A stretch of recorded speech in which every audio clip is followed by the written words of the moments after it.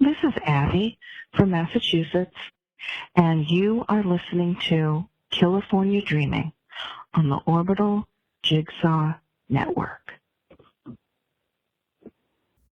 This episode of California Dreaming is brought to you by BLUBRRY. Creating a podcast isn't that simple. It's more than just recording yourself and uploading it. To really get your show to be everything you want it to be, you're gonna need a little more than that.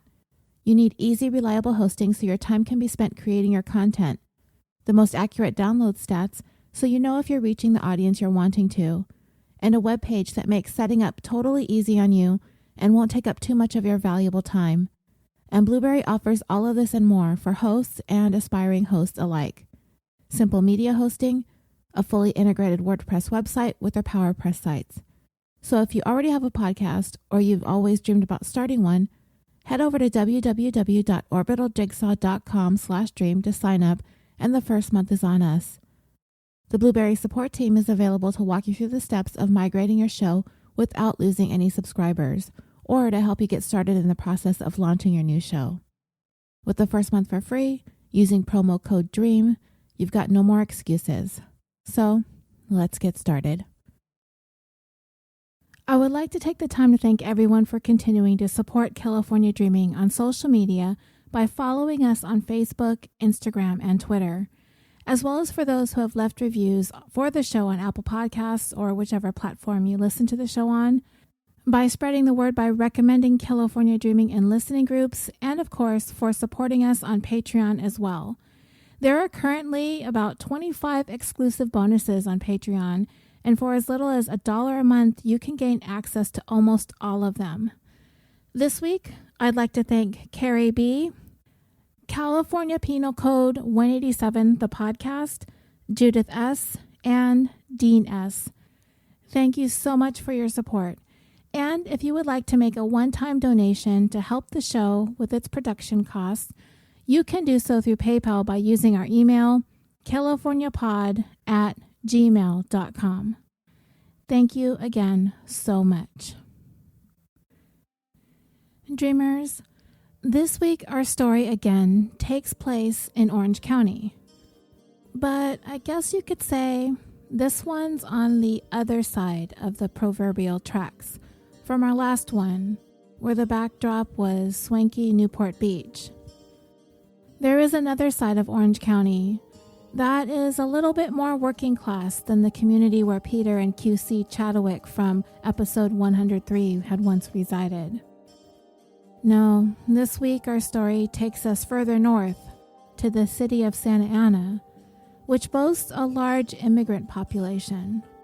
Lots of people who came to the United States for better opportunities and can easily be swallowed up by the magic of nearby Disneyland. We are going to talk about one of those people who came here with her family for something a little more than what Mexico had to offer. And she worked hard and proudly served this country as a member of the United States Army. And she was on her way to achieving exactly what she had set out to do, to not only improve herself and her life, but also the lives of her family and loved ones. In today's 104th episode of California Dreaming, the tale of the men who loved Maribel. Maribel Ramos was born November 22nd, 1976 in Mexico, and she was raised in Santa Ana, California. She was very close with her younger sister Lucy, her mother, and had many, many cousins, aunts, and uncles. The family was big and it was tight-knit. Later on, she would also take on the role of devoted aunt to her sister Lucy's daughter, Giselle, who would describe her Aunt Maribel as being akin to a second mother. That's how close they were. Maribel was very involved in Giselle's life. She encouraged her to work hard in school. She coached her in softball, which Maribel loved to play, and her punishments typically included a set of push-ups. And you'll come to see why once you get to know more about Maribel, why she insisted on pushing her niece to strive to be the best and the strongest at everything she does. As I said, Maribel enjoyed playing softball. She loved it. The cousins and aunts and uncles would all get together on the weekends to play. But whatever it was, Maribel stood out as one of the most competitive, no matter what the game was. She had a drive to want to win. And from a very young age, Maribel always wanted more from life than what they knew living in Santa Ana, as her mom often struggled, working long hours to keep a roof over their heads. Maribel always understood that if she was going to achieve her dreams of a solid future, she was going to have to put in the work. Right after she graduated from high school in 1994, Maribel found a job working as a security guard at a local department store. But it was her dream to someday become a police officer. But that meant she needed to somehow put herself through college. And as many of you know, if you enlist in the United States military, you have the opportunity to have college paid for with what's known as the GI Bill. So that's what Maribel eventually decided she needed to do in order to get there. Talk about a long-term plan, right? The day Maribel became Army Private First Class Maribel Ramos was August 8th, 2001. And you all know the event that took place 34 days after that date. 9/11. So Maribel's mother and sister knew immediately that the United States was going to war, that Maribel was going to war. They were nervous and concerned, of course, but not Maribel. She was ready, and she was fearless. She just told her sister Lucy, do what you gotta do to be there for Mom, but she was getting deployed. Maribel went to Iraq twice for 2 tours and eventually earned the rank of sergeant. She worked logistics and transportation. Of course, her family was incredibly proud of her service to our country, as they should be, and Maribel was filled with a great deal of pride as well. Not only was she a role model for her family and her niece, but also for women and for Mexican Americans. Serving her country meant so much to her, to protect and to ensure a better future. It was important for her to set this example of strength and determination for her family and her loved ones, especially Giselle. It was important to instill those ideals, not by just saying, but also by doing. While in the Army, Maribel had taken part in more than 160 missions. That means 160 times she was in the direct line of danger, and that was a lot for any soldier. In taking so many chances, there is bound to be something that goes wrong. And Maribel did experience a devastating loss during one of her missions. She was a part of a convoy that was carrying some heavy weapons from one command post to another under cover of darkness. Their convoy came under attack, and as a result of that, a sergeant Maribel had worked very closely with was killed. She experienced a tremendous amount of guilt when her tour was over, and she was able to return home with her family, but her sergeant never would. Maribel would be honorably discharged from the Army in 2009, and she would settle back down in Santa Ana with her fiancé, Chris Carlin, who was also a member of the Army. According to Chris, when Maribel left the Army, she struggled with post-traumatic stress disorder and had a very difficult time adjusting back to civilian life. She had nightmares. Loud noises caused very intense reactions. Being around others was often overwhelming, and sometimes Maribel would just break down into tears. She wasn't exactly the type to confide in her family or share her vulnerabilities. So, there was only so much that they could do to help or understand exactly what it was that she was going through. But despite all that, Maribel was determined to continue to chase her dreams to become a police officer. But her fiancé, Chris, well, he didn't seem to think that she was mentally or emotionally equipped anymore to take on such an intense career. And according to Maribel's sister, she got the impression that Chris really tried to shut down her plans to become an officer. And actually, that possibly could have extended back to the time that Maribel was in the military too. He simply didn't offer the kinds of support that Maribel needed from a significant other, and his mindset started to come between them. It became a bigger and bigger point of contention, and it finally reached a point that their relationship would not subsist the divide. They went their separate ways, and Maribel ended up moving home with her mom. And this breakup was devastating for Chris. Maribel, though, determined to keep pushing forward in the wake of her relationship with Chris falling apart, enrolled at Cal State University at Fullerton 3 months after they broke up in August of 2009. She majored in criminal justice, and of course, it goes without saying, she did really well. She was very enthusiastic about her classes, wanting to learn. She was really driven to achieve those goals she had set for herself.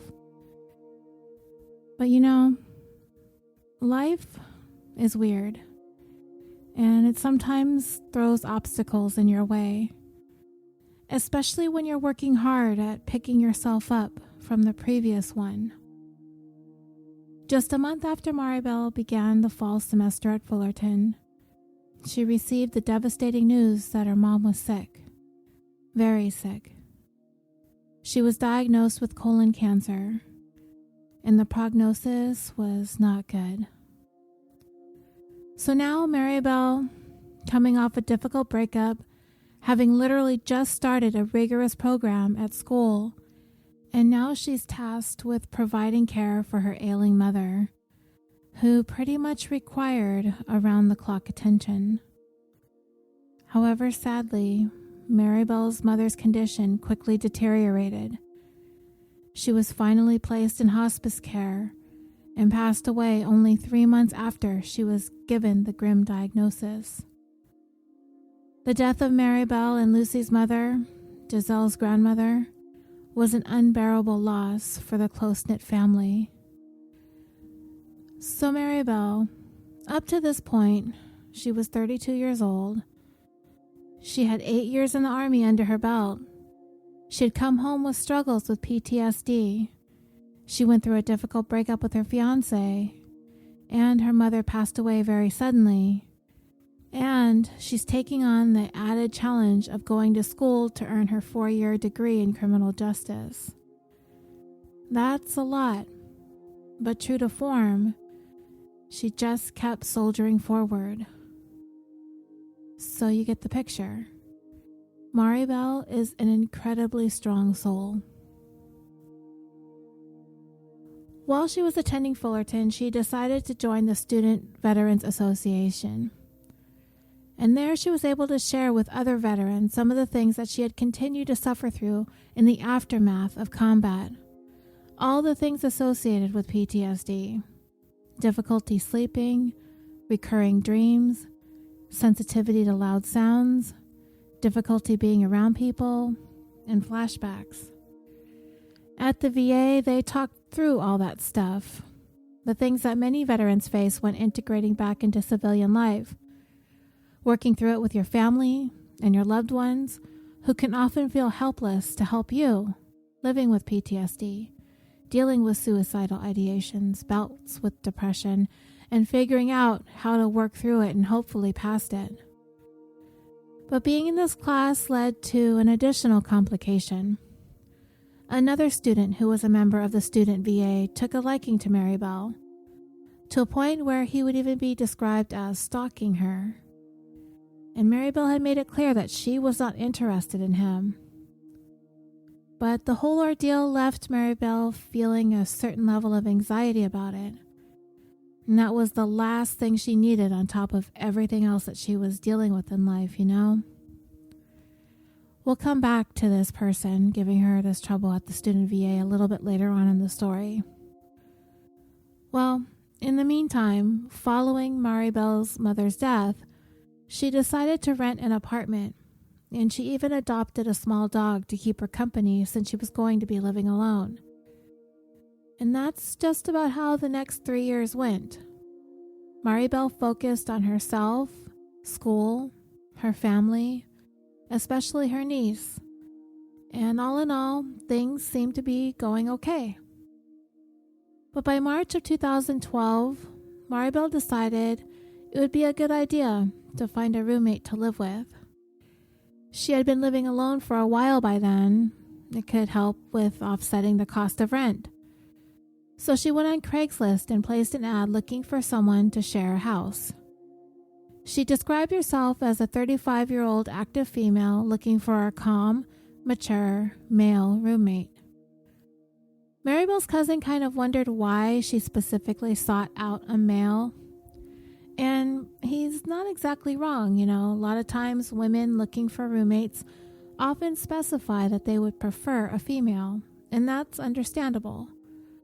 Why she would specifically say she was looking for a male? Maybe she knew she could handle herself. She could take care of herself, yet at the same time, maybe she figured it wouldn't hurt to have a guy around. He might be handy or might bring a little sense of security around the house. Maybe she was used to being around men in the army. Maybe she felt like living with women was more drama. Whatever the case, that's what she was looking for. And it wasn't long after her ad went up that she got a few messages, but one of them she liked right away. It was from a man named Kwang Chol Joy, KC for short. He was a 52-year-old Korean man who worked as a chemical engineer, and he was a transplant from Tennessee. So he sounded like he might be a pretty good fit for what she was looking for. She told him to give her a call, and they talked, and he took a look at the place, and they quickly came to terms. Maribel asked her sister to come over so she could meet Casey, and from the very beginning, it looked as though the arrangement was just right for all involved. And Lucy's initial impression was good too. Casey seemed to be exactly what her sister was looking for in a roommate. He was soft-spoken, an older guy, someone who would bring a level of calmness to the home that Maribel desperately needed while she was there. And he also had a little dog, and it didn't look as though he would be having all kinds of company over or overwhelm the house. So both Lucy and Maribel felt really, really good about Casey. And Casey and Maribel quickly became close friends. Casey didn't have any family in the area, and the more he got to know Maribel and all of her family, he kind of became a part of theirs, and they welcomed him with open arms. While they were at home, they watched TV shows and movies, but they also went out socially. They would go hiking, they'd hang out at the beach, they'd go to the movies, they had even gone on a cruise together. Casey also tutored Giselle with math and was able to help her improve her grades because it helped working with somebody else who taught differently than her teachers did, and his techniques worked really well for her. So he really grew to become a part of the family. It was a great arrangement, and over the course of the next year, this is basically how things went. So, dreamers, what's the one thing you might be noticing is missing from Maribel's life? Yeah, something involving dating or having a boyfriend. You know, it had been some time since her breakup with Chris, and it looked as though Maribel was ready to start looking, but she was going to try online dating on a site called Plenty of Fish. It was an easy way for her to meet people since she was needing to study a lot, she was home all the time, that coupled with work and softball. She just didn't have a lot of time or a desire to try to go out and meet people, so going online was convenient. She first met a guy named Paul Lopez. He resided in Santa Ana. He was 34 years old and worked as a truck driver for the gas company. And Maribel really kind of liked him, and it seemed like things were going to get serious with him. They dated for about a month, and all of Maribel's friends and family had taken a liking to him too. He even joined up with their softball team. By all accounts, he seemed good for Maribel. He was outgoing, he was friendly, he had a wonderful sense of humor, and Maribel was always laughing and smiling when she was with him. And they felt like he was a good, positive force for her at this point in her life, when she had gone through so much heartache and tribulations. And they did seem to be a good fit. They seemed to have the same goals in life. Like it appeared as though it could have been a long-term thing. But that was just on the surface. It didn't take long before Maribel began to realize that Paul wasn't as serious as she was about being in a committed relationship. It seemed as though Maribel was looking for something a bit more solid. So in that respect, they weren't on the same page. So Maribel decided to give Plenty of Fish another go. And soon she met a 41-year-old photographer from Laguna Beach, California named Alan de Herrera.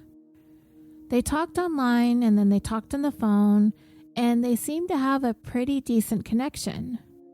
She thought he was really unique and interesting. So they decided to set a date to meet in person.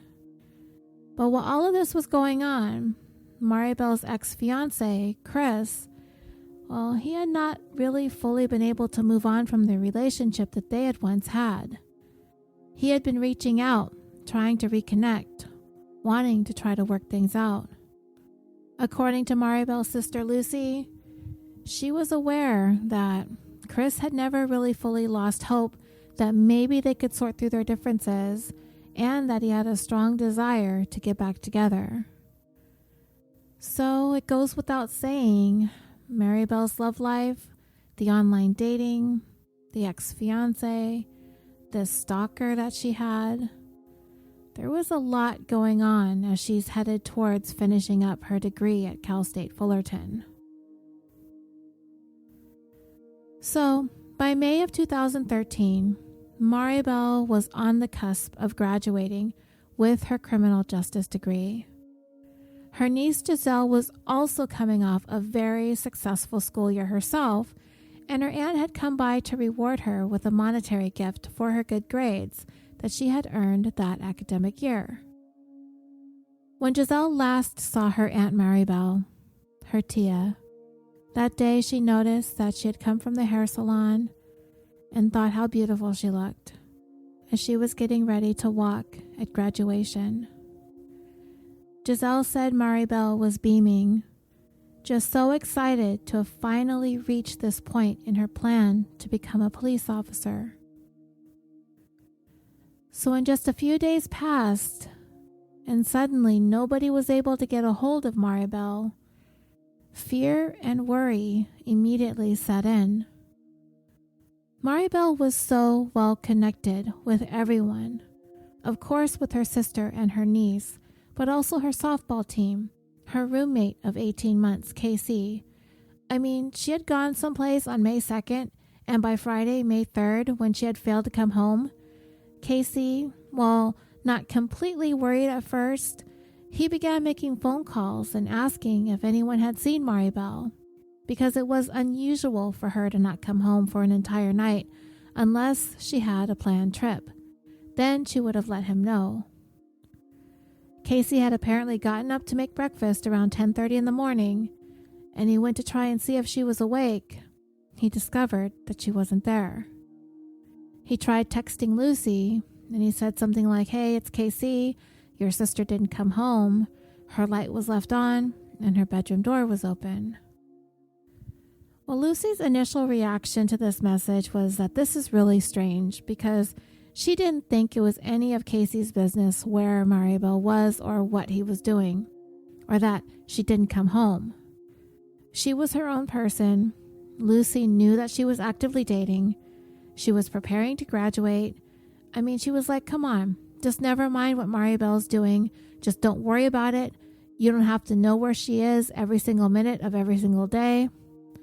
But to just check in, Lucy decided to text Maribel to make sure everything was okay. Her text said, "Happy Friday." Maribel did not respond, and that was out of character for her. But still, Lucy wasn't worried.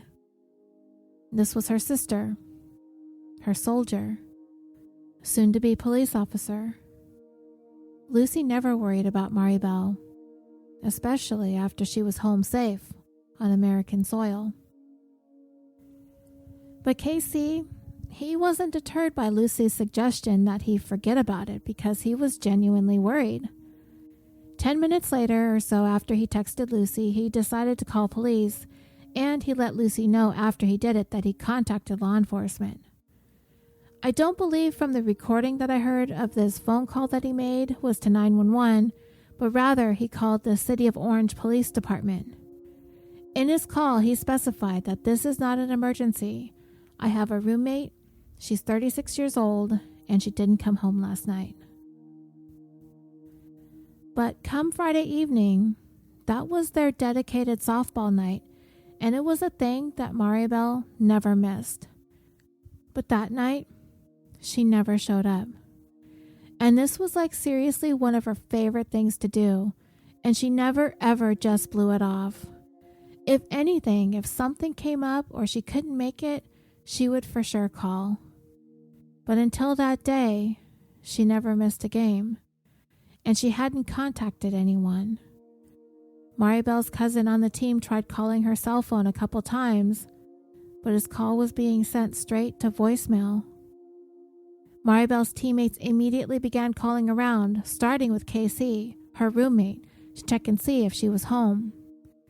And then the flurry of calls began escalating. Everyone is making phone calls, the whole team, Maribel's family, everybody.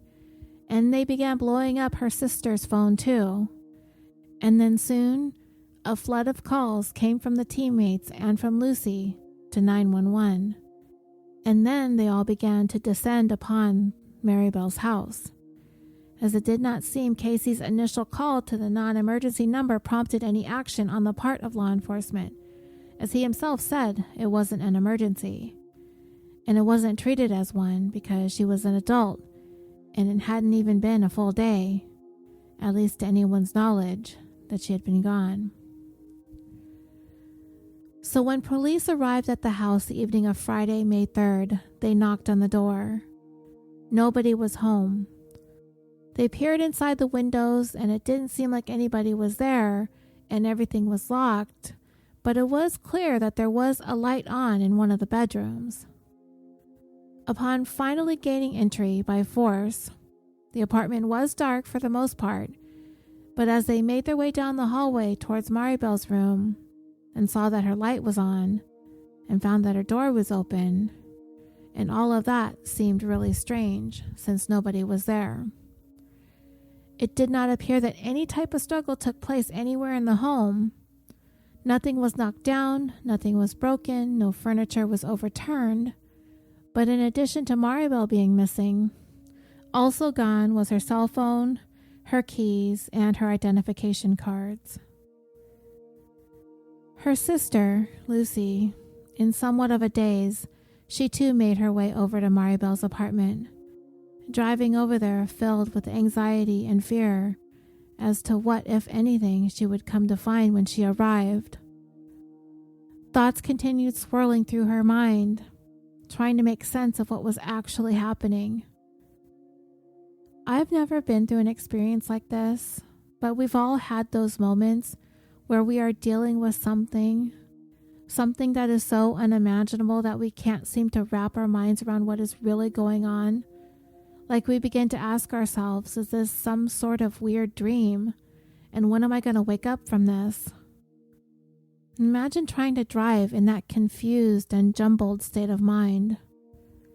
None of this was adding up for Lucy.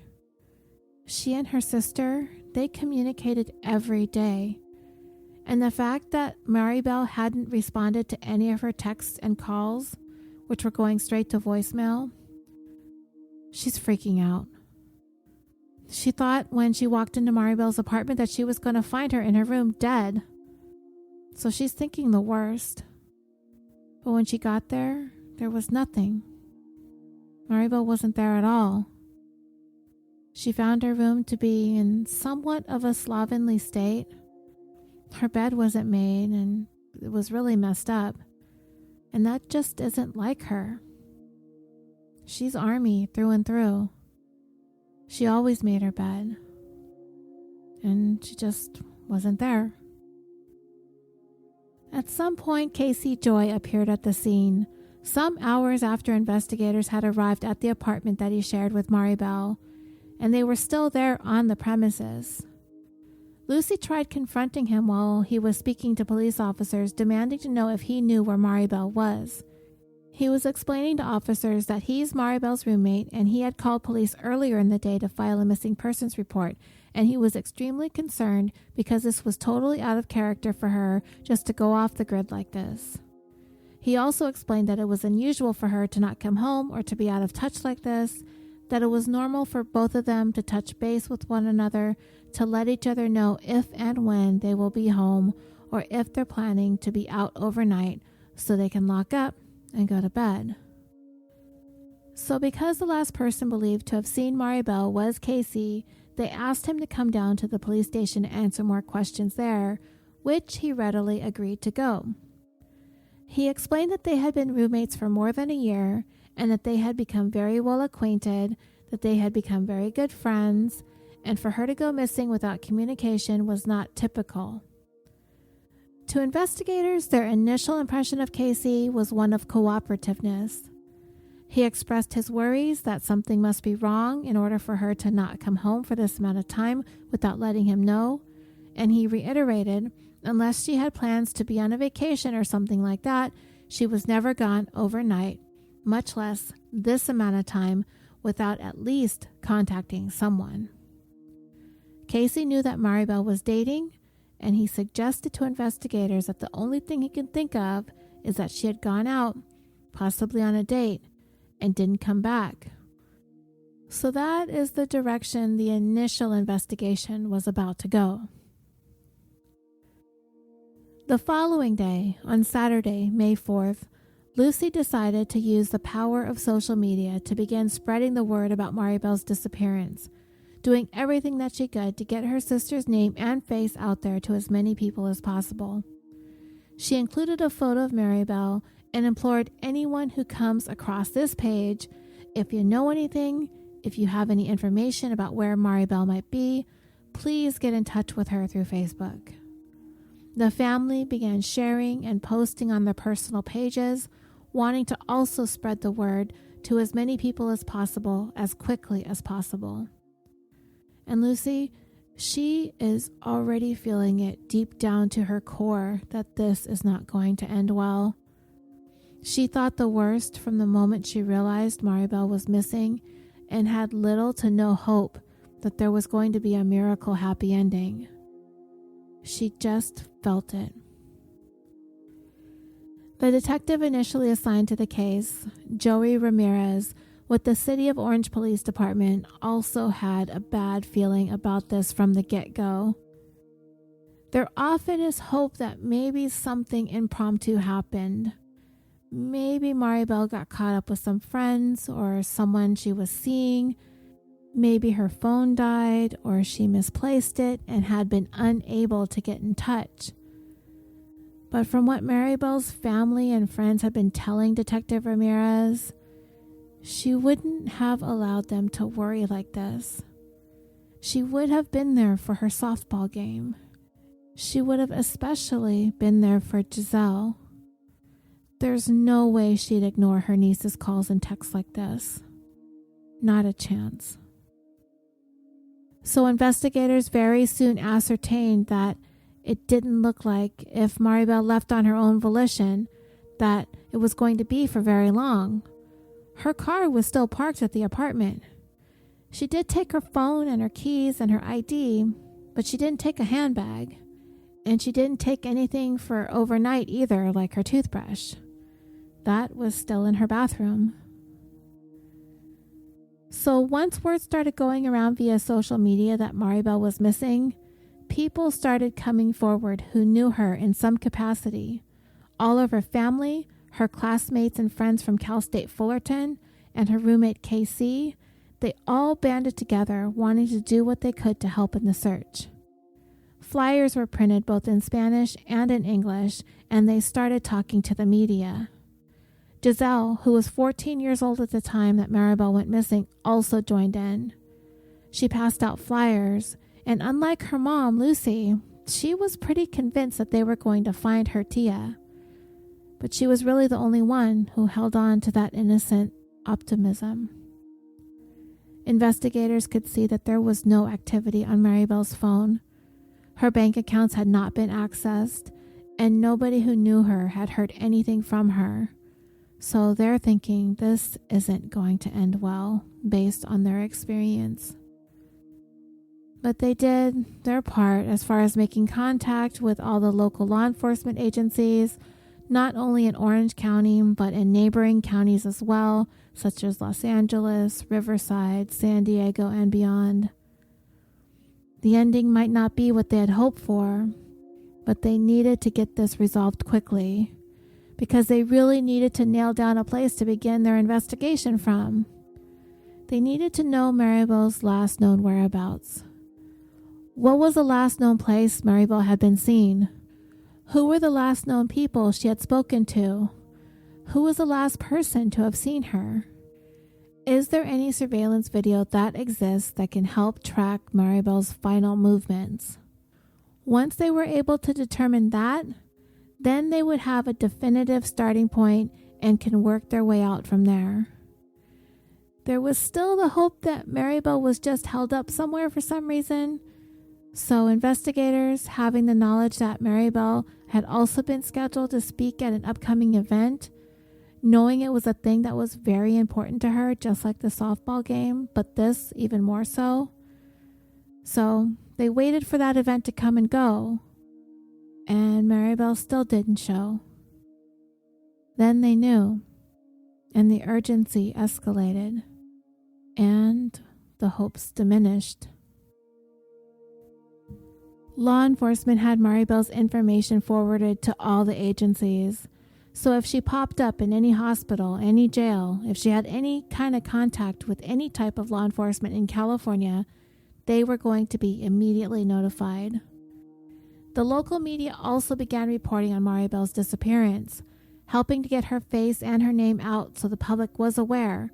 If anyone anywhere happened to see anything, they would hopefully reach out. But no tips, no leads, nothing came of it. Police canvassed all of the local department stores, gas stations, convenience stores, scouring hours of surveillance footage, looking for any camera anywhere that may have captured images of Maribel anywhere in the city of Orange or the surrounding communities. And for all that looking, they managed to find a singular surveillance video image of Maribel.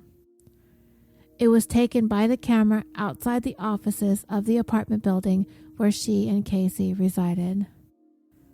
This video of her was taken at 8:18 p.m. on Thursday, May 2nd. Maribel is seen walking up to the door of the offices, which are closed and locked at this hour, and what she does is slip an envelope into the mail slot. This was her paying her rent for the month of May. After that video, no other images of Maribel were ever found. Remember, Casey began texting Lucy and calling the local police department the following morning around 10:30, so a little more than 14 hours later. Whatever happened to Maribel happened within that 14-hour window. So the next thing police decided that they needed to do was go down the list of everyone who had anything to do with Maribel, anyone involved in her life at the time that she went missing. And from what we have gone over already with her large family, her somewhat complicated love life, the online dating, Cal State Fullerton, her Student Veterans Association group, her softball team. I mean, dreamers, this girl was very, very active socially and in the community. So lots of people to sort through for sure. And this included an ex-boyfriend, someone who she was currently dating, and not to mention the person she had just met on Plenty of Fish, that she had plans to meet with that very week, on May 5th, Cinco de Mayo. One of the first persons investigators wanted to talk to happened to be the last person Maribel had spoken to, according to her phone records, Paul Lopez. I'll do my best to try and help keep all the men in the periphery of her life straight for you. He was the truck driver that she had met on Plenty of Fish that she really liked, but it seemed as though he wasn't exactly ready to settle down into a committed relationship. And it was because of that Maribel had decided to start going fishing again online to see what she could catch next. Investigators brought him in for questioning, assuring him he wasn't under arrest, which is a way of saying, but not saying, you're free to leave if you want to. But they were really suspicious of him at first in the beginning just due to the fact that he was the last person to have spoken to her on the phone. And the suspicion is maybe they hung up with the intentions of meeting in person and then something happened from there. They asked Paul about the nature of his relationship with Maribel, and he explained that they did not have an exclusive relationship. It had only been casual dating. He said that he dated other people, and as far as whether or not he knew of Maribel dating anyone else, he said that he had an don't ask, don't tell policy on that one. Remember, he resided in Santa Ana, which is south of Orange, so when they questioned him as to where he was the night Maribel was last seen, he said he was at home, and he did not enter into the city of Orange at all that Thursday night. Investigators also knew, as they were speaking to Paul, from the information that they ascertained from Lucy, that Maribel and Paul's relationship had not worked out. So they had that in the back of their minds as they were sitting there talking to him, looking at him, trying to get a read as to what, if anything, he knew. They were also trying to figure out if Paul knew that Maribel had gone back on Plenty of Fish and had met a new guy, Alan de Herrera, that photographer from Laguna, who had previously been in the military too, which of course was something he and Maribel had in common. If Paul knew Maribel was back online actively looking for other potential men to date, could that have caused him to take issue with Maribel? They asked him where he was the evening of Thursday, May 2nd. He said he worked the shift starting at 2 p.m. and ending at midnight. And then the following day, Friday, May 3rd, he worked at 9 a.m. He also cooperated with the search of his house, and he provided his DNA for analysis. So, that brings us to Alan. Well, Alan was the one who had that date set for Cinco de Mayo, but the date never happened because Maribel vanished 2 days earlier. So they brought him in for questioning next. He explained that they had only ever spoken on the phone. They met online and never actually met in person. They were supposed to, though, on the 5th.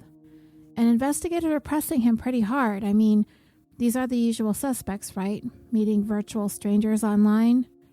This had to either be a really unfortunate coincidence for Alan, or he is just one really unlucky guy. But, that was his story. The date never happened. They never met. Investigators also got in touch with Maribel's ex-fiancé, Chris Carlin. He was very surprised and taken aback by the line of questioning, but right away became concerned, especially when he was told when they couldn't find Maribel, and her niece Giselle hadn't heard from her aunt either, because that to him was enough for him to believe that the outlook was grim. Nothing would keep Maribel from seeing or talking to Giselle. She'd never not answer her niece. Investigators also found out through a called-in tip about the man at the Students Veterans Association who had been rigorously pursuing a romantic relationship with Maribel, even though she made it quite clear that she was not interested in him, even telling him that he needed to back off. Despite all that, he persisted. And the fact that he wouldn't back down really left Maribel with an uneasy feeling. His name was Raymond Bustamante. The caller described him as having bothered Maribel to the point of harassment, and it was evident that he wasn't slowing down in his pursuits of her. So investigators turned their sights on him to see what, if anything, they could glean. But when they looked at his last known address, they found out from some of his neighbors that he had relocated to Japan. And once detectives checked into that, they were able to confirm that Raymond Bustamante was indeed in Japan during the time Maribel went missing. He was eliminated as a person of interest. And so was everybody else. Paul Lopez, his alibi checked out too. As I mentioned previously, he drove a truck for the Southern California Gas Company, and his truck was equipped with GPS. When investigators contacted his employer, they confirmed that he was working, and his GPS confirmed it too, around the time that Maribel went missing. He wasn't even close to his apartment. Though he did get home at midnight, and he did go to bed alone, he told police that they could verify that too because there is a surveillance camera trained right at his parking spot. And they checked into it, and yeah, he too was cleared of any involvement with Maribel's disappearance. And as for Alan de Herrera, he said he was in San Diego around the time Maribel vanished, and when investigators checked into that, his alibi was confirmed as well. He was 2 hours south that week on assignment for some photography work. And ex-fiancé Chris Carlin, he really actually didn't raise any suspicions at all. Maribel never complained about him. He had never caused any issues in her life, and police quickly eliminated him as to having anything to do with her disappearance either. For investigators, this case was growing more and more frustrating by the minute. For starters, they don't have Maribel. They don't know where she is, nor do they have a body, nor do they have any clue where to look. They don't have a crime scene to process. They don't have any witnesses to anything. And everybody that they're interested in, Maribel's ex-fiancé, Chris, the guy she had been dating for a short period of time, Paul, the guy she was set to meet on Cinco de Mayo, Alan, and the guy who was harassing her at the student VA, Raymond, everybody had a rock-solid alibi. So the detectives on the case decided that they needed to go back to square one and start from the very beginning. And that means another talk with the last person known to see Maribel, Casey Joy, her roommate, as he remained the only one who had not been definitively cleared yet. We will circle back to Casey Joy in a moment. I have another troubling aspect of this case that I need to tell you about first. Dreamers, what I'm going to describe for you next is one of the most haunting and chilling details I've heard in a very long time. And it is something that investigators discovered about a week after Maribel went missing. On the evening of April 21st, 2013, a 911 call was received made by Maribel Ramos. This was only 11 days before she went missing. In this phone call, Maribel is clearly afraid and she is sobbing. When the call starts, Maribel says, "Hi, it's not an emergency, but is there a recording?" And then the operator asks her, "Is there what?" And Maribel asks again, "Is this conversation recording?" The operator says, "Yes, every conversation is recorded." And then Maribel goes on to explain, "I am just calling to let you guys know that if something happens, I did it because I was trying to defend myself. And at this point in the call, Maribel is audibly crying in the recorded call. All I'm trying to say is, I'm warning. Honestly, I will fight for my life. I swear I will kill him. And I'll come back to this 911 call with more details about it in a little bit. I want to tell you more about Casey Joy. Maribel's roommate of 18 months, Casey Joy, he was out there. He was visible. He was speaking to the media. He was helping in the search. He was very much expressing his deep concerns as to what became of whom he called his best friend, the only family that he had, and he was desperate to see her home. And it seemed to be very much the truth, as I had discussed earlier. Maribel welcomed Casey into her tight-knit group of friends and family, and he even tutored Giselle. And everyone was certain there was nothing romantic going on between Casey and Maribel. They were just like family, and it was evident in the pictures of the two that they really truly did enjoy each other's company. So he too, along with all the other men in Maribel's life, was brought into the police station for questioning. Their impression of him was that he had a great deal of worry for Maribel. They could see the expressions on his face that her fate was weighing on him. He was basically told that there are a bunch of people, her friends and family, who cared about her, who are very worried about her, and Casey continued to insist she is his friend and he cares too. But beyond that, he had no information to offer as to what became of her. He was asked when the last time he saw her was, and he said it was approximately 9 p.m. the evening of May 2nd. So that would be about 42 minutes after that video of Maribel walking up to the management office door and putting her rent payment into the mail slot was captured. He said they talked, and then he said he went out. But the following evening, when police arrived at their apartment after all of Maribel's friends and teammates began calling 911, he wasn't home. Where was he when everyone got there looking for her? You see, dreamers, they tried to get into the apartment, but they didn't have a key, so police ended up forcing their way in. Well, according to KC, he had become so concerned about Maribel that he was out trying to find out information on his own. And how exactly was he going about that? Well, he was actually close by. He was parked on the street nearby in a spot where he could see his front door from his vantage point. And he explained he was sitting there to see who, if anyone, would come by, if he could see anyone suspicious. Because, he explained, whenever he watches crime movies or detective movies, the suspect always comes back to the crime scene. That was Casey's logic. This was like a movie and he was playing detective. He wanted to see who was going to come knock on his door, so he went and just parked the car nearby, and he had a notebook and a pair of binoculars, and he waited. But dreamers, you might be asking, well, if he was sitting there in his car watching his own front door, then he must have seen when police arrived and were struggling for some hours trying to gain entry into the home. Yeah, he was actually watching.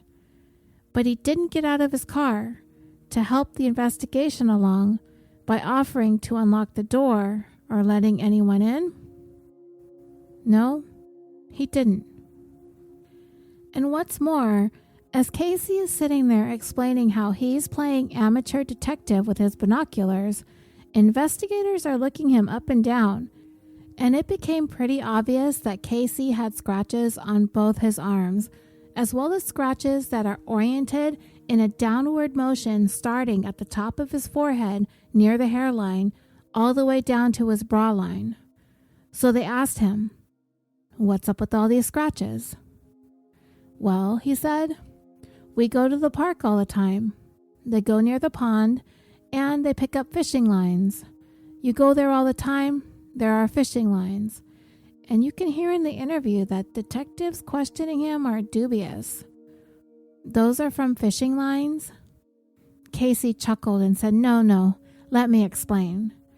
He said he was walking the dogs when he noticed some fishing line in some shrubs, and it looked like it could have been a serious hazard for the ducks that hang around the pond, so he wanted to try to get rid of it so the wildlife didn't get tangled up in this fishing line, and in doing so, he got a bunch of scratches from the thorns on the bush, and in all the hoopla, he fell, further getting scratched up by the thorns in those bushes. And I guess by now, and it goes without saying that most seasoned detectives are going to be able to tell the difference between scratches caused by a bush or perhaps a fall off a bike or whatever. They're going to look a lot different than scratches one might get from a fight. And admittedly, they would have conceded that some of the scratches look like Casey may have got them from someplace else. But there was a specific set of scratches up near Casey's bicep that had obviously been made by someone using their hand to scratch at him. This wasn't from a bush or anything else. And what that means to detectives is that Casey appeared to have recently been in a fight with someone. Investigators asked Casey, "Did you and Maribel have a dispute or a fight? And if so, when?" And he willingly admitted that they had an argument that past Thursday, the very last evening that Maribel was ever seen or heard from. Okay, so that's going to raise some eyebrows, right?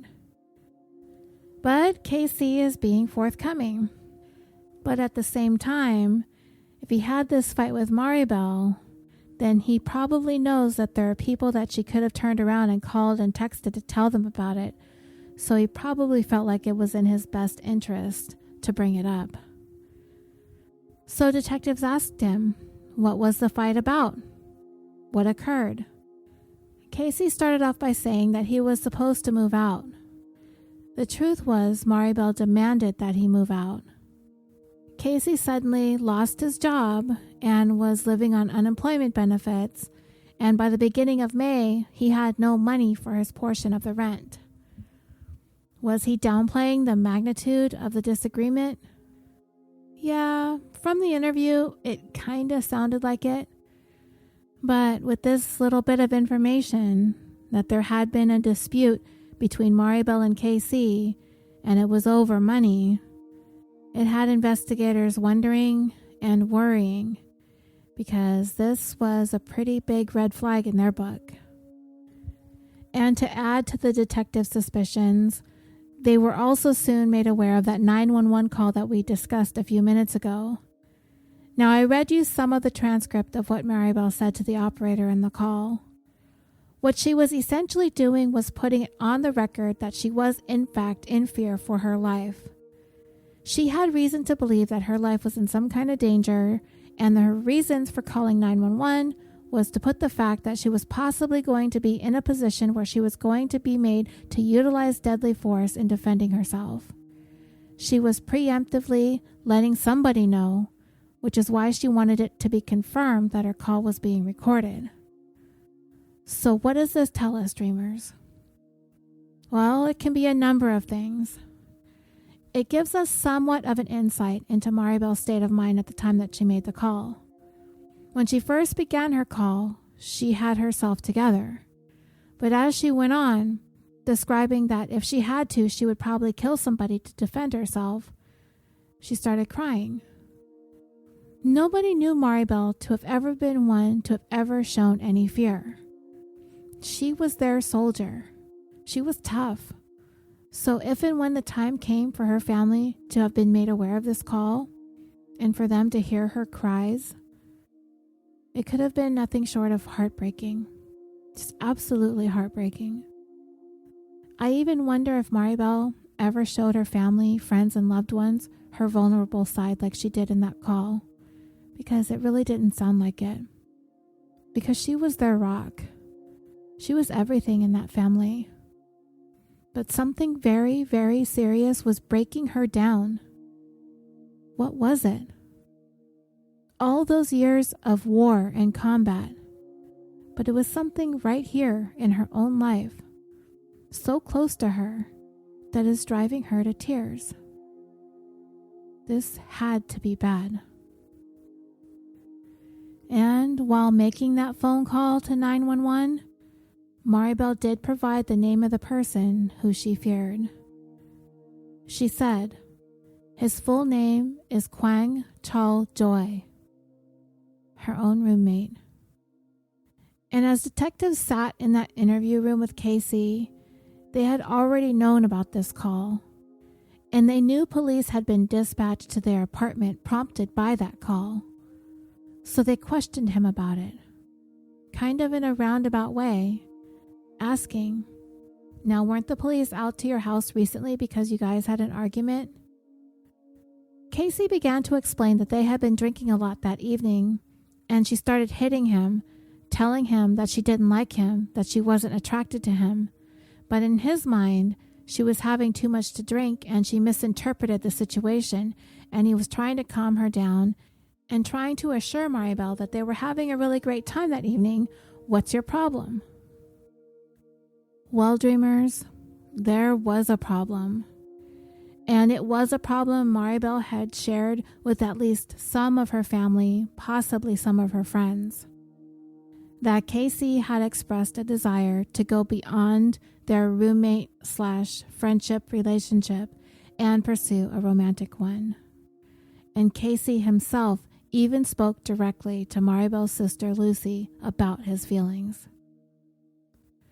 You see, he phoned Lucy to talk to her. How long before she disappeared that this phone call was made isn't clear, but he called and explained to Lucy that he was falling in love with Maribel. I thought it was kind of weird for him to call Lucy to talk about it, but then again, they seemed to have welcomed him into their family with open arms. So perhaps he felt comfortable enough to confide in Lucy about it, and maybe he was just putting the feelers out there to see what her reaction might be. If she would say, oh, yeah, Maribel's totally into you. You should just go for it. Ask her out, whatever. Or she might say the opposite. Oh, no, she doesn't think of you in that way. You're kind of like an uncle to her. You should try to figure out a way to get past those feelings because she's not going to be interested. And Lucy did. She was honest with him because she already knew her sister and she knew Casey was not somebody Maribel would date.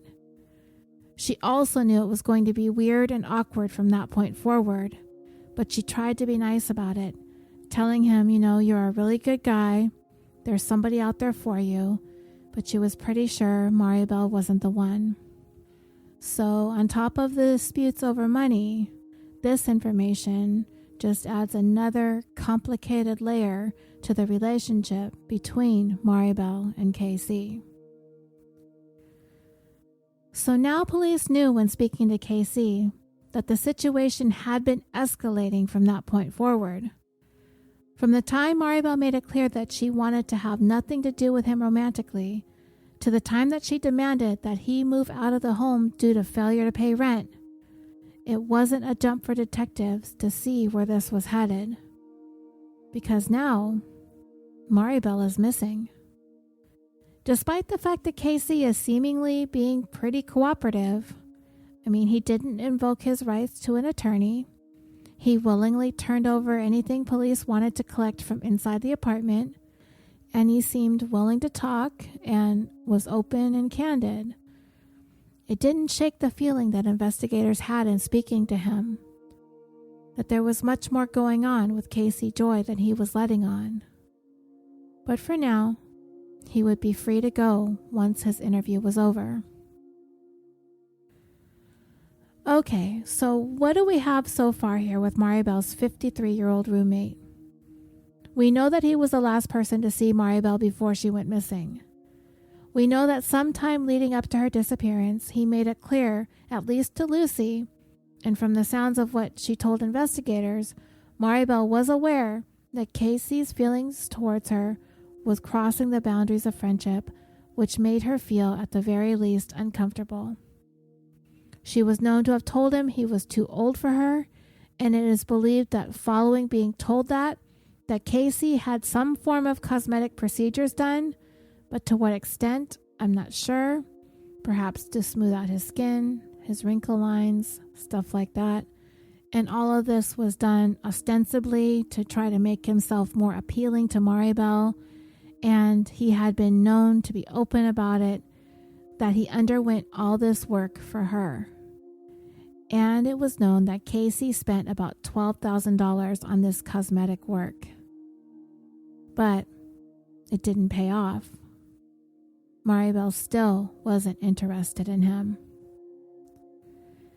The other circumstances include the fact that Casey was the first one who contacted police to report Maribel had not come home the evening before. Often that action is thought of as an attempt to create an alibi for oneself. Investigators also know that 11 days before Maribel vanished, she had some sort of fight or altercation with Casey, which prompted her to call 911 to get it on the record that she was in fear for her life, and that if something happens, and if someone in her life winds up dead, it's because she had a reason for concern. So much so that in advance, she wanted to tell someone on a recorded message that if her hand was forced, she would not hesitate to kill somebody.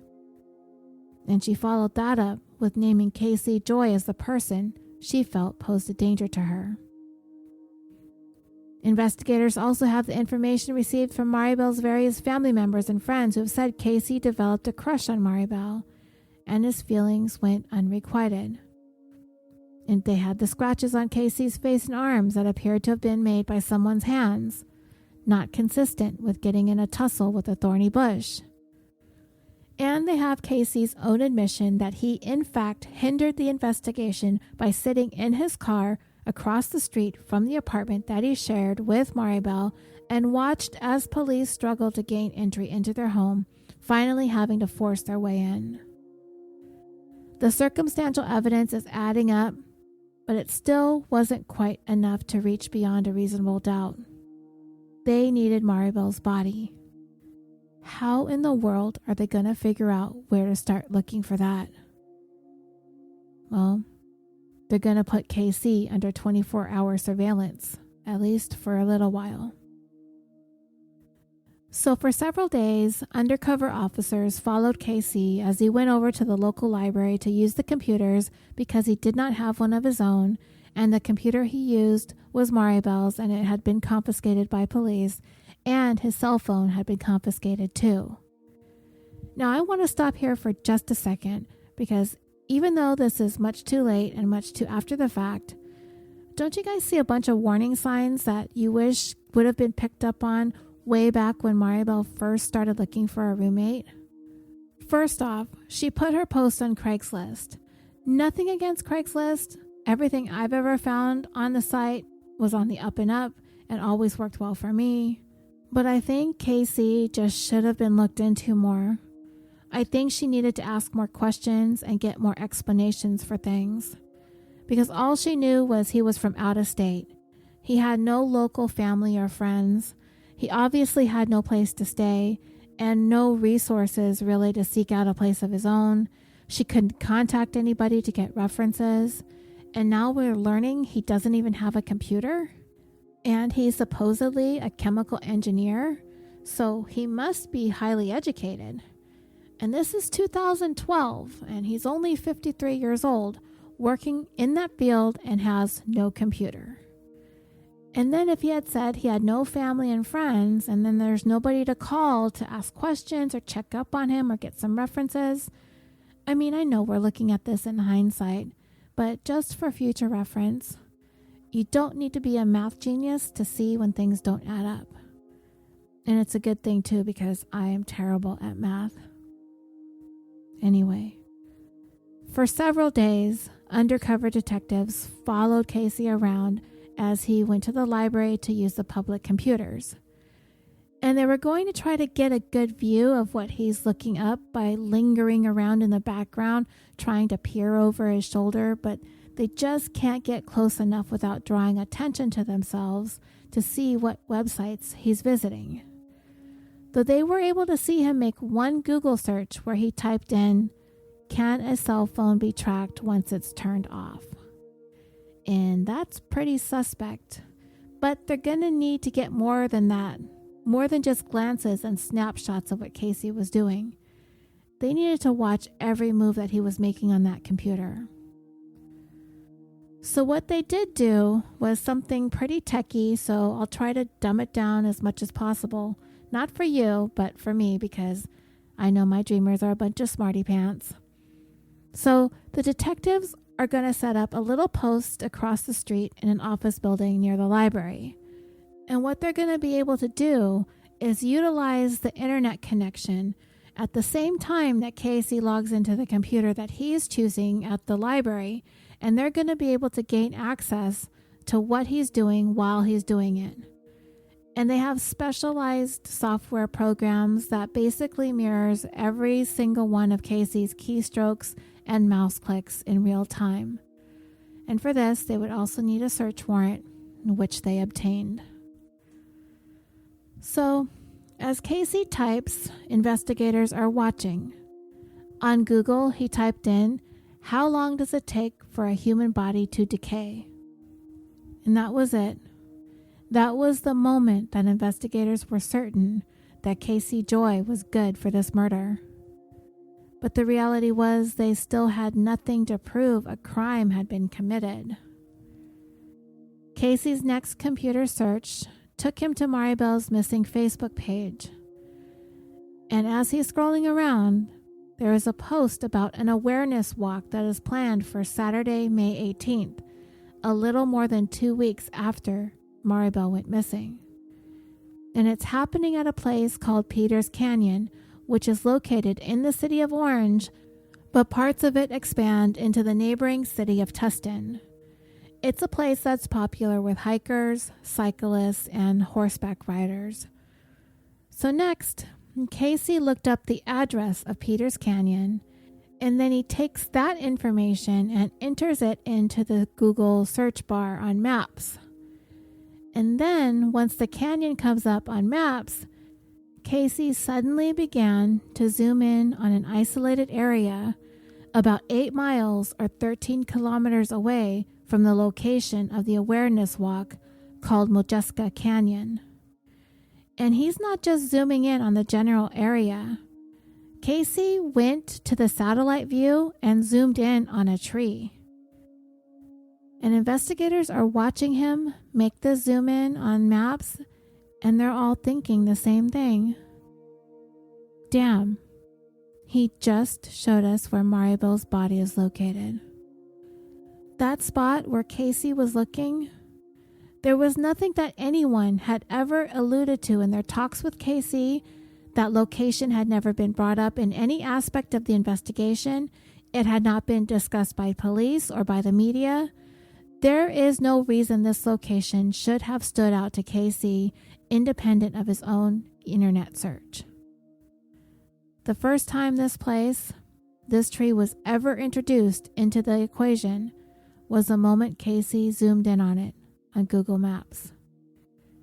Casey Joy brought this spot into this case. Why is he looking at the distance between Peters Canyon and this other random location?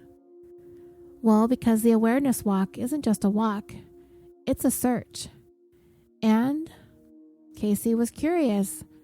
How close is this search going to be to the place where investigators now suspected Maribel's body would be located? Police, search teams, dogs, the whole cavalry basically descended upon the location of that tree. All of this before Casey Joy even left his seat at the library that day. It's so cliche, right? The whole returning to the scene of the crime thing.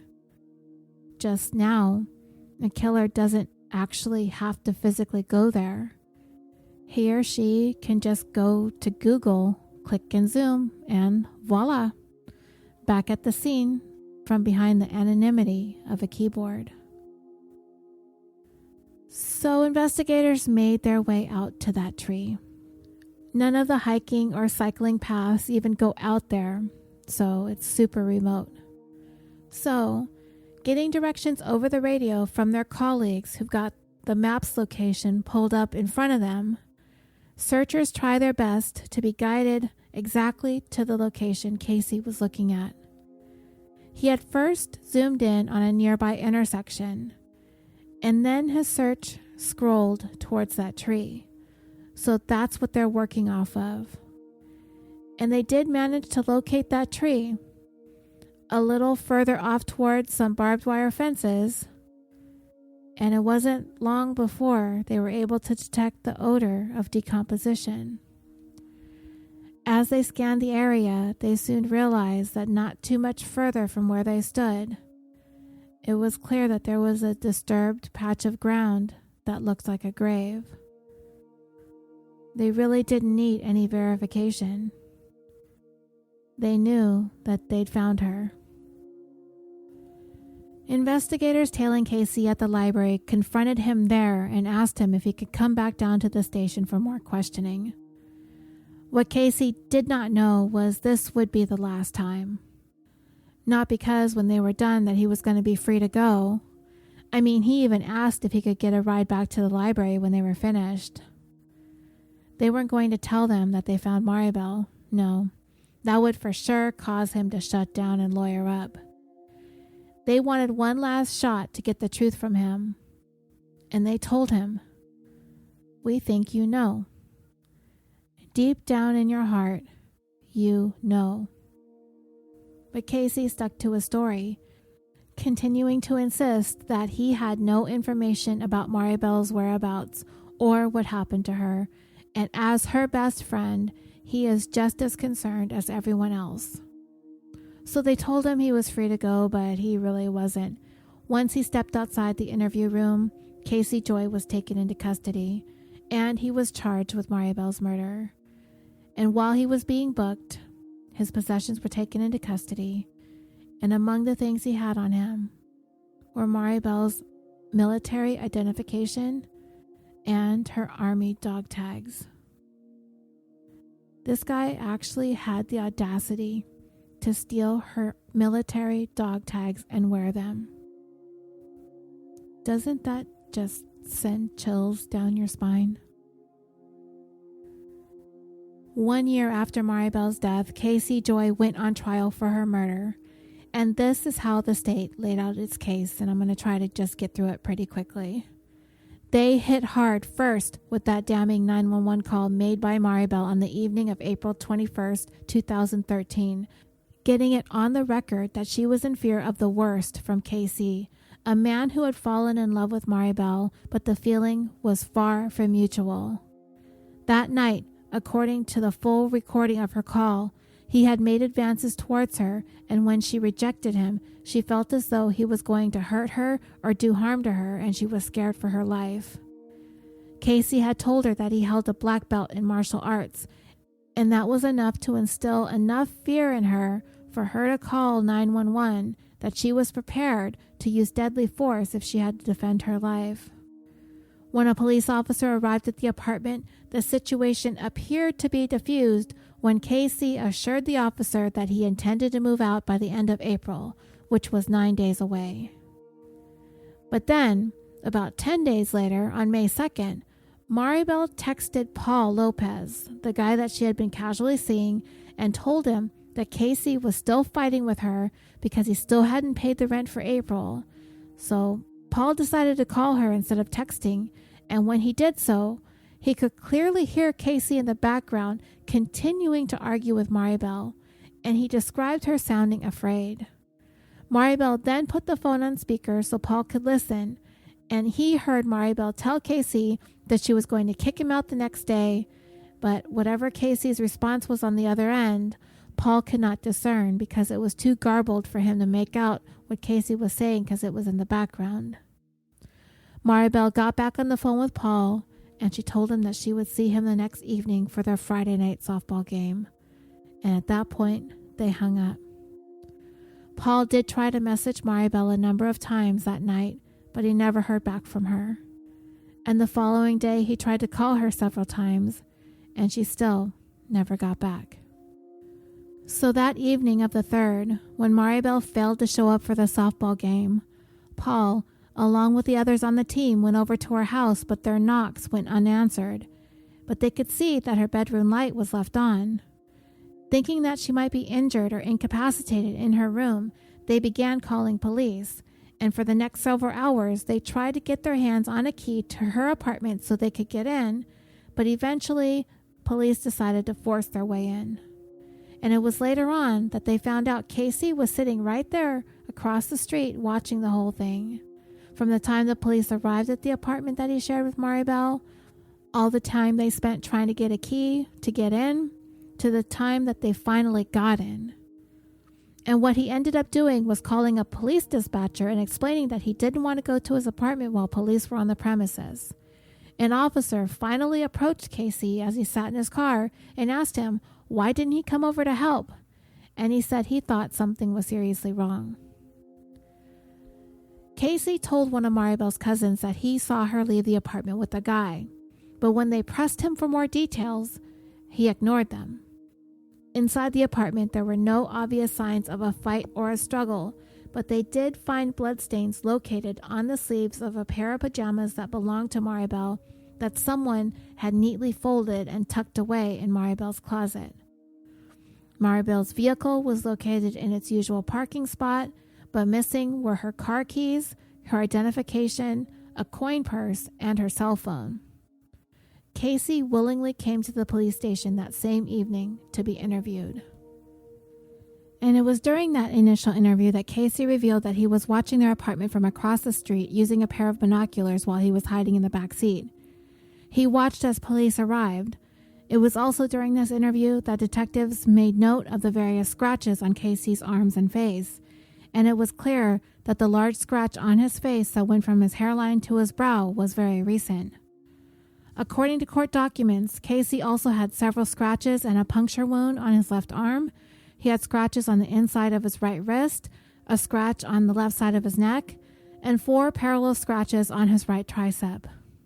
And remember, I went over how he explained how he got those scratches trying to pull fishing lines out of a bush.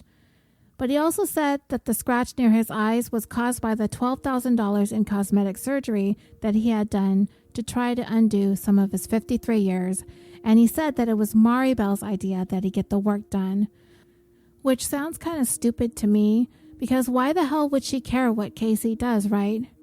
And at the time, Casey was 17 years older than Maribel. Also, Casey appeared surprised when investigators pointed out some of the scratches to him, particularly the one on his forehead.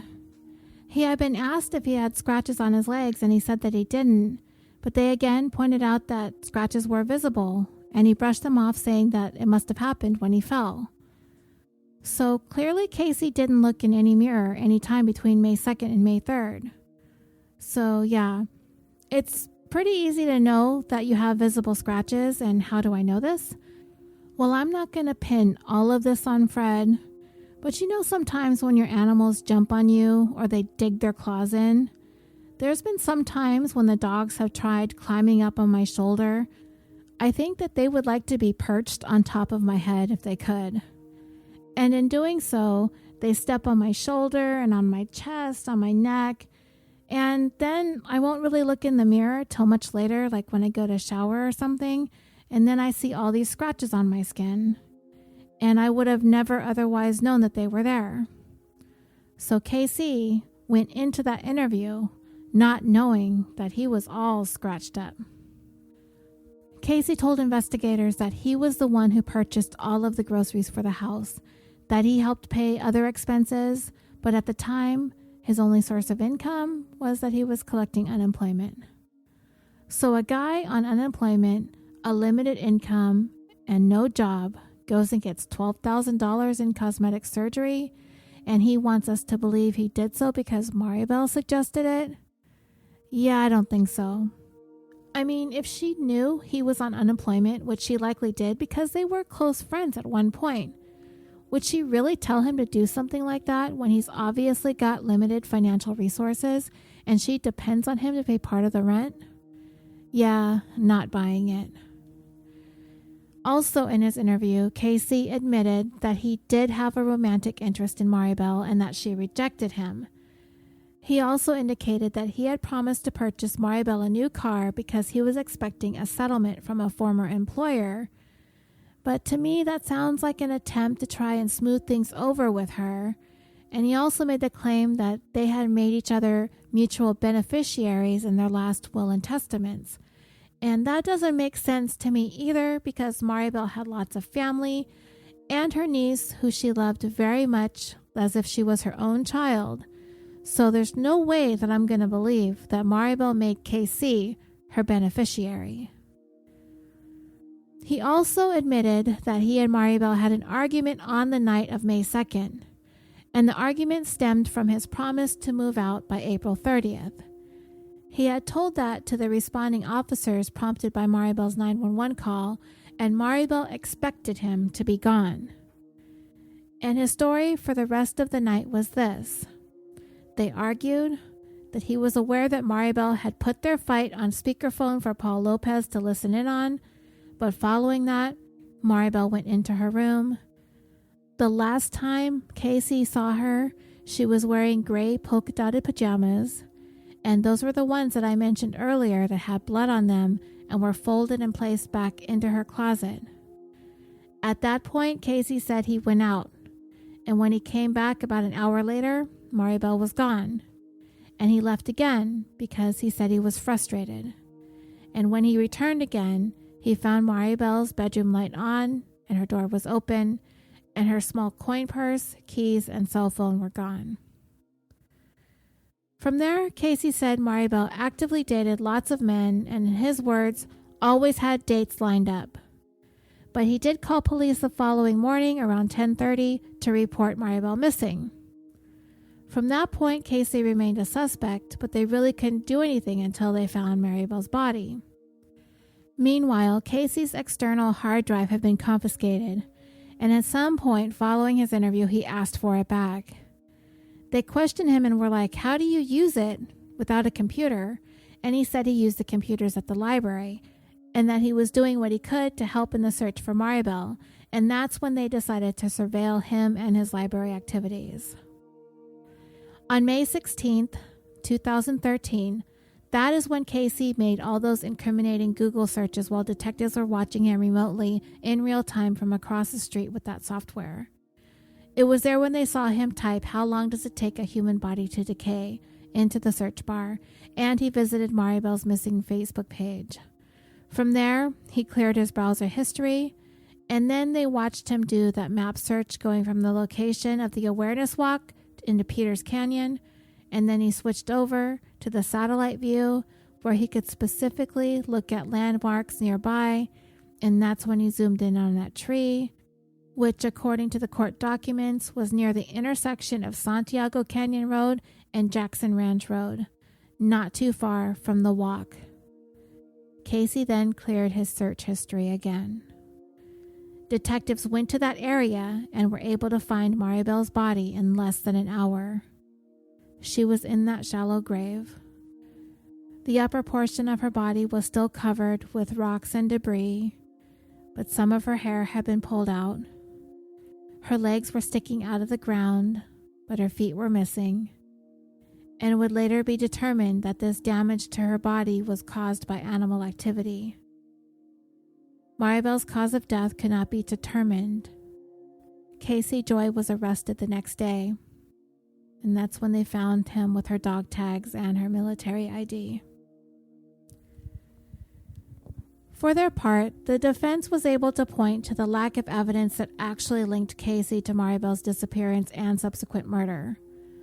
What they had presented was a highly circumstantial case, they said. They had no DNA evidence to indicate that Casey had done anything to Maribel. They had no incriminating fingerprints. There was nothing on the cell phone.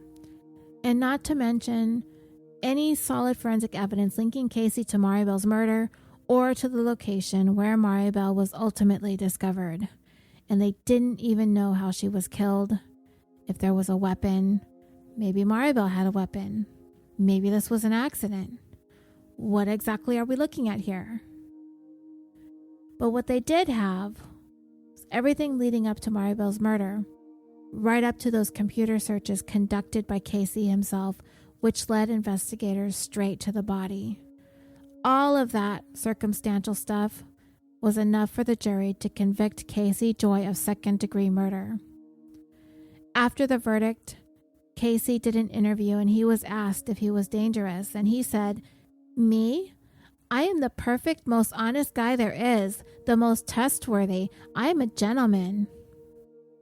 He denied having any romantic feelings for her, insisting their relationship was purely platonic. But to me, it was platonic, yes, but it wasn't by his choice. It was because of Maribel, the woman who had won the affections of several other men, and all of them it is believed Casey Joy was insanely jealous of.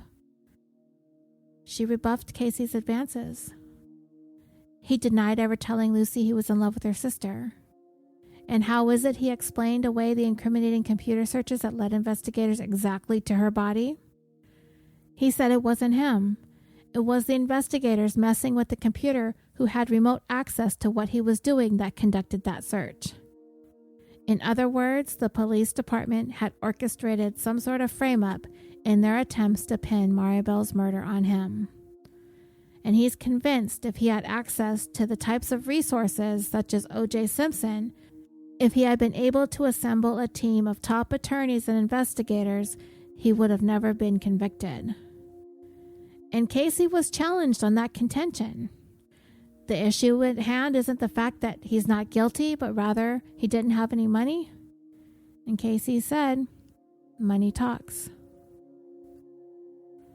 What investigators theorized happened was that the night Maribel walked out to the management office to pay the rent, a fight had been going on between Casey and Maribel over his inability to pay, along with his promise to move out and his overstaying the last day of April. When she got back from paying the rent, the fight continued, and at some point she got her friend, kinda boyfriend Paul, on the phone to listen to the argument. The yelling between the two continued until she finally retreated to her room, slamming her door on Casey. Now remember, this is the prosecution's theory. They think at some point Maribel fell asleep, and Casey snuck into her room and smothered her with a pillow. Why do they think this? Well, I believe it's for two reasons. When they examined Maribel during the autopsy, there was no indication that she had any injuries consistent with being strangled, such as her hyoid bone being broken or anything like that. She had no other injuries, and there was no evidence of anything really violent that took place in her bedroom.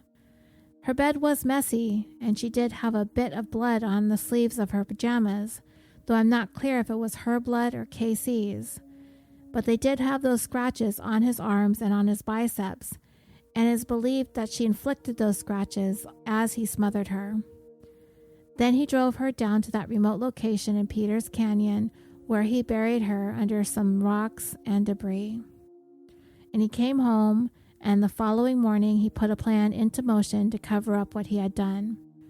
First by messaging Lucy that her sister had never come home, and then by making that non-emergency call to report her missing.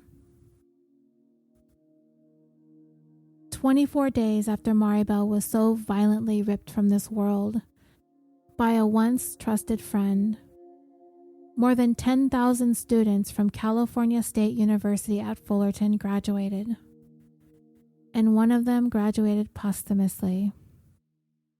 Daughter, sister, aunt, niece, cousin, friend, Mexican-American, Iraqi war veteran, and aspiring police officer, Maribel Ramos. The university reserved one empty seat with a pink balloon attached to it in the row set aside for Maribel's family, because pink was her favorite color. In her place, in her honor, in her memory, her niece JIGSAW, who Maribel loved so much, was seated next to her aunt's empty chair and walked for her at commencement and received her degree in criminal justice for her. The mark that Maribel Ramos left on the lives of those she touched is enduring, and it's forever. For as long as anyone who knew her, until the moment she took her last breath, Maribel never stopped giving her all to attain her dreams. And aside from the loss of someone who sacrificed so much, one of the greatest tragedies is the loss of what could have been. Her family, her friends, they choose not to look at how Maribel died, but rather how she lived by reflecting upon her life and her legacy with loving memories and tremendous pride. And that brings this 104th episode of California Dreaming to a close. If you would like to discuss this case in more detail or any others that we have covered, please feel free to request and join the California Dreaming official Facebook discussion page. There we have cultivated an amazing community of listeners and true crime fans who share their thoughts and opinions on all of the cases that we cover, as well as current true crime stories, other news, TV shows that we enjoy, documentaries that we've watched, books that we've read. Whatever you find that you would like to share, please come and join us. You can also follow the show on Twitter at CaliforniaPod and on Instagram at CaliforniaDreamingPod. And this week, I would like to wish a happy birthday to Amanda W. on August 28th, Courtney M. on the 29th, and John P. on the 30th. California Dreaming is proudly brought to you by the Orbital Jigsaw Network.